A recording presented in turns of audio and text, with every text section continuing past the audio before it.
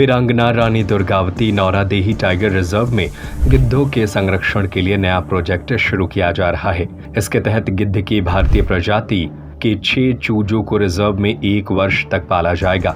इसके बाद उनके पैरों में रेडियो रिंग पहनाकर जंगल में छोड़ दिया जाएगा।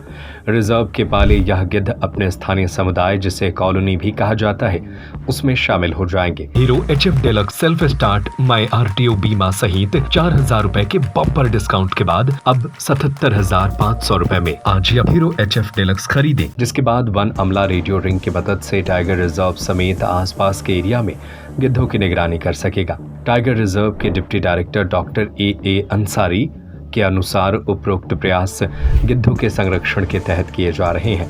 दरअसल भारत सरकार के वल्चर एक्शन प्लान 2020 से 2030 के तहत Bombay natural history society Mumbai देश के अलग अलग हिस्सों में गिद्धों की कैप्टिव ब्रीडिंग करा रही है।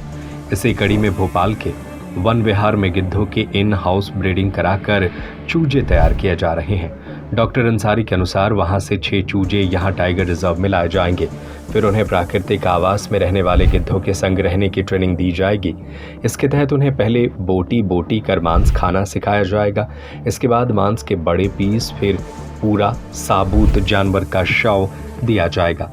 गिद्धों का पाचन तंत्र अत्यधिक अम्लीय होता है, जिससे मांस में मौजूद लगभग सभी बैक्टीरिया वायरस मर जाते हैं।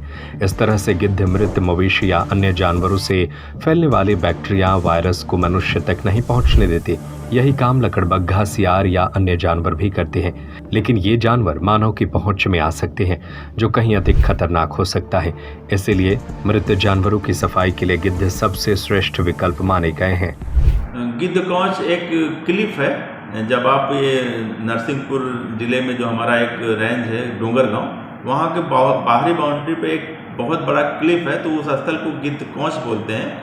और जो क्लिफ में अपने कॉलोनी बनाते हैं इंडियन वल्चर, या जिसको देशी गिद्ध कहते हैं, इनकी एक बहुत बड़ी कॉलोनी वहाँ पर है। और एक घोघरा नाला कॉलोनी है। तो 2 बड़ी कॉलोनी है इंडियन वल्चर की, जो बहुत ही ज़्यादा संकटापन्न प्रजाति है गिद्ध की, तो उनका संरक्षण के लिए यहाँ पर काम किया जा रहा है। और इसी सिलसिले में जो भोपाल के वन विहार द्वारा केरवा में कैप्टिव ब्रीडिंग कराई जा रही है इंडियन वल्चर की, उनको भी यहाँ छोड़ने का एक प्रस्ताव तैयार किया गया है और जिसमें कार्य शुरू कर दिया गया है। किस तरह का कार्य होगा सर ये? इसमें जो वहाँ पर कैप्टिव ब्रीडिंग से जो जने बच्चे हैं वो बड़े हो गए हैं, उनमें से 3 जोड़े यहाँ पर आएंगे। उनके लिए हम लोग कुछ दिन तक यहाँ प्रशिक्षण बाबत एक एवियरी तैयार करेंगे। तो उस एवियरी में उनको पहले तो गोट मीट दिया जाएगा, फिर उनको पूरा कार्कस दिया जाएगा। उसके बाद जब ये उसमें बिल्कुल अपने खुद से वो कार्कस खोल के या खा सकेंगे, तो उसके बाद उनको वाइल्ड में रिलीज कर दिया जाएगा। सर इससे क्या होगा, क्या फायदा रहेगा? इससे हम मॉनिटरिंग करेंगे, उन पे वो रेडियो टैग लगा रहेगा उनके पैर में या पंख में, कि वो कहाँ तक उनका भ्रमण करते हैं या किस किस प्रदेश में या देश में जाते हैं और फिर कब आते हैं। एक उनके पूरी इकोलॉजी, उनका बिहेवियर हमको मालूम चलेगा।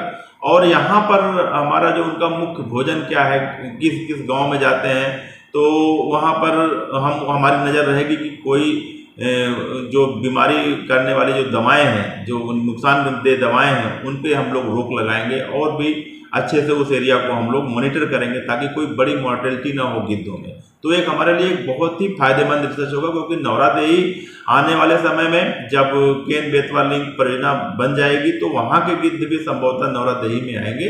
इसलिए हम लोग पहले से तैयारी कर रहे हैं। Hero HF deluxe self start my RTO बीमा सहित 4,000 रुपए के बम्पर डिस्काउंट के बाद अब 77,500 रुपए में आज ही हीरो HF डिलक्स खरीदें।